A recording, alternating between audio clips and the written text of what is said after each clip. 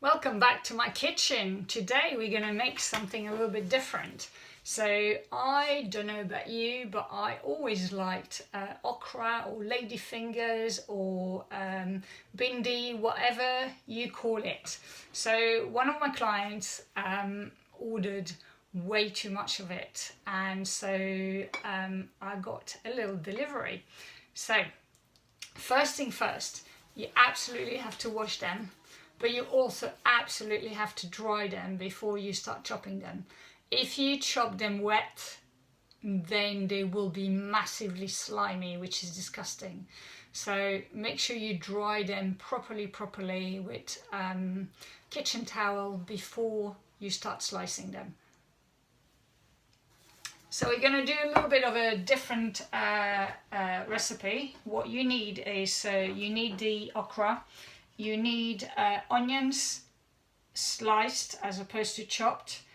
You would need 2 large tomatoes chopped or sliced as well. However, in my last delivery I didn't get the proper tomatoes that I wanted, so I got some extra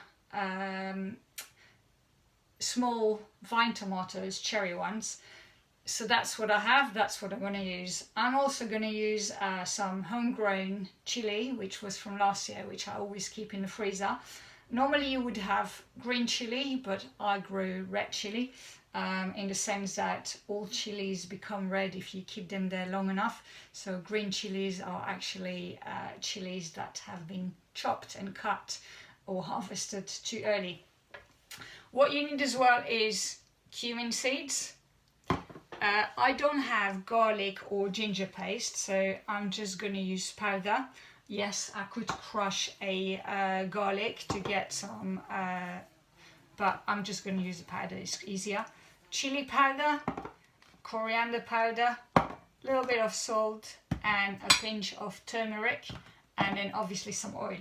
So let's put that aside for now. Let's make some space. We're going to put some oil in the pan. All in all, it probably will take about 20-25 minutes. Obviously you have to chop first. So I'm using rapeseed oil as opposed to olive oil for this one, only because I think it's nicer in taste. The olive oil will give it a taste that it normally is not used to, at least in this type of cooking. So make sure the oil is everywhere. We're going to use a teaspoon of cumin seeds. Let's find a teaspoon. There we go. All the herbs are teaspoons, so teaspoon of cumin seeds. There we go. And we're going to add the chili as well. Remember, when you do chop chilies, don't touch your face or your eyes, because otherwise you're going to regret it. Some of my chilies gone here behind, so let's take that out and let's put it in as well. Already in 2 seconds you already smell the flavour of the cumin, which I love that flavour, by the way. You want to have it on low heat, only because otherwise it burns quite quickly, so be careful for that.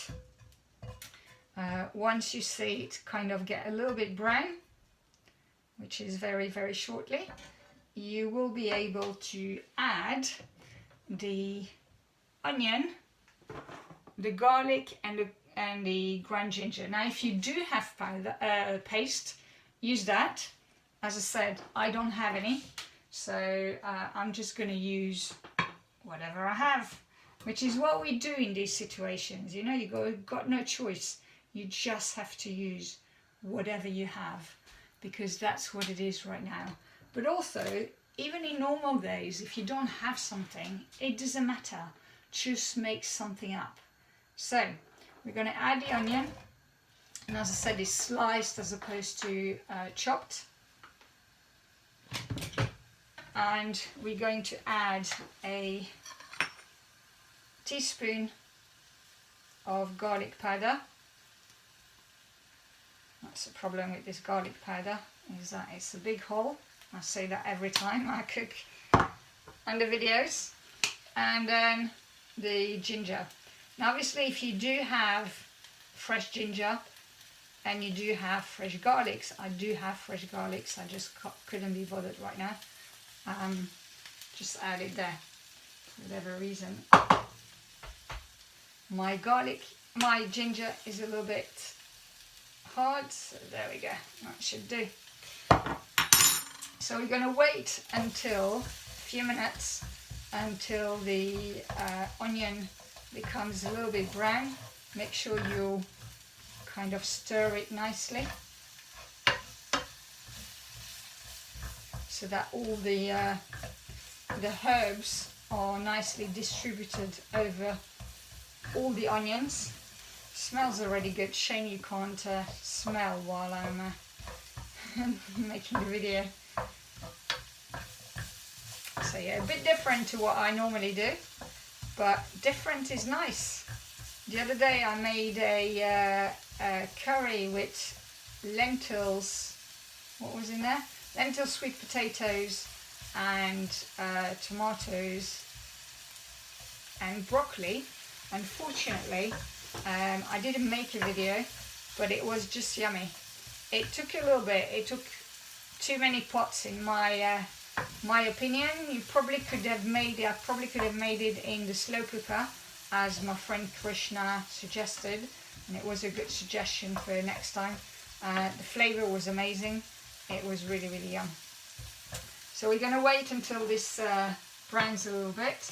So I will come back in a few minutes for the next round.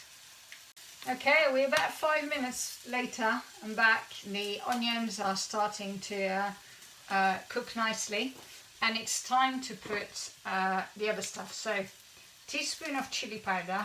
I'm just going to do it, not measure it, just add whatever. Obviously, if you do like your food hot, you can have another chili, you can have more chili powder.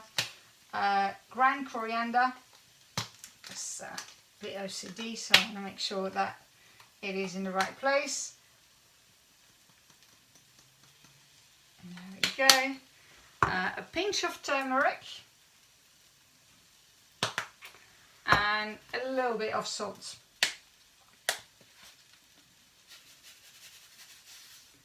There we go. I'm going to mix it all up again so that the onions are nicely flavoured and all the herbs are on everything.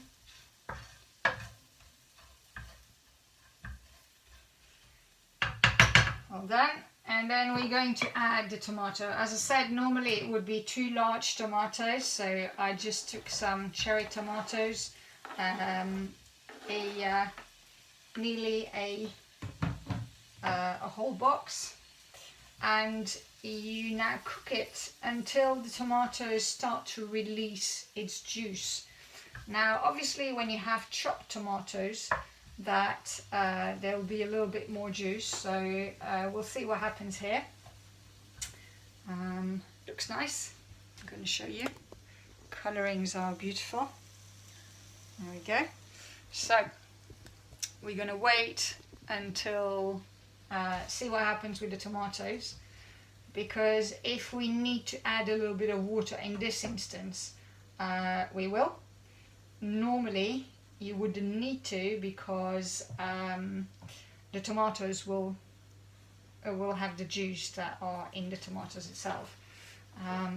Let's see what happens here. So I'll see you in a few minutes and I'll let you know what happened. So the tomatoes are releasing a little bit of juice, but probably not as much as what normally would come out of a tomato. So I'm going to take a tiny bit of water, just a splash, and add it. That's it, just that tiny bit that would normally be the tomato juice.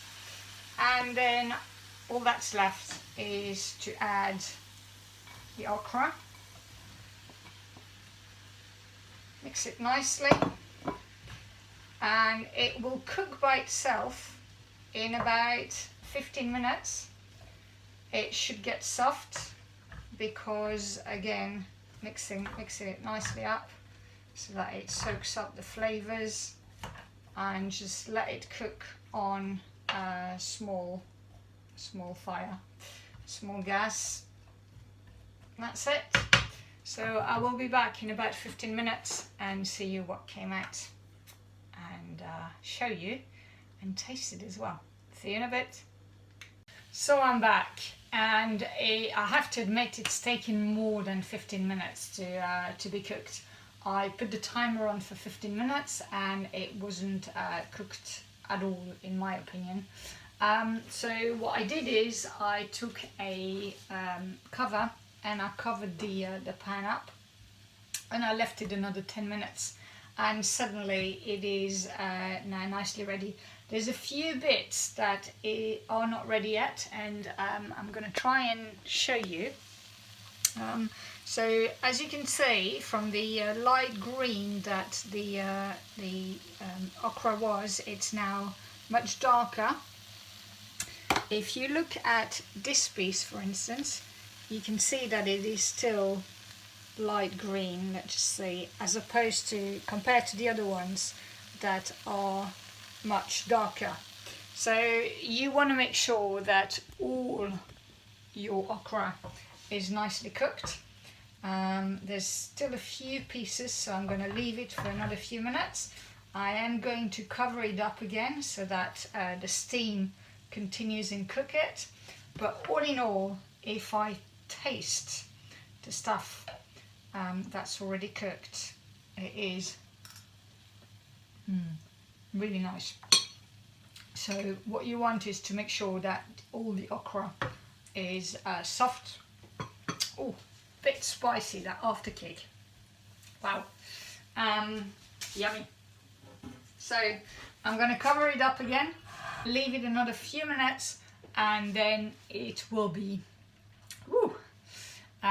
then it will be ready. Now, if it is too spicy for you and you're not a massive spicy person, then leave the chili powder off and just keep having your fresh chili in, but reduce or leave the chili powder off the recipe. So that's it. Different, very tasty though, smells amazing, and I'm personally gonna serve it up with some chicken. I have some chicken thighs that I defrosted, so I'm going to cook those probably in a pot as opposed to dirty my whole oven, and then have that as a side dish. You could potentially prepare some lentil dal and have that with it, some chapatis obviously with that as well, and yeah, make it vegetarian. I personally am going to have it with some chicken. So that's it. Nice and easy, I'd say. Takes probably from, the time I started till now, something like half an hour, probably a bit more actually, 40-45 minutes, but it's worth it. It's tasty, it's colourful, it's flavoursome. Try that. Okra, ladyfingers, whatever, Bhindi, whatever you call it, it's all the same. It's very tasty. See you all very soon for the next episode of Anne's Cook Club. Anne's Cook Club. There we go. Bye guys.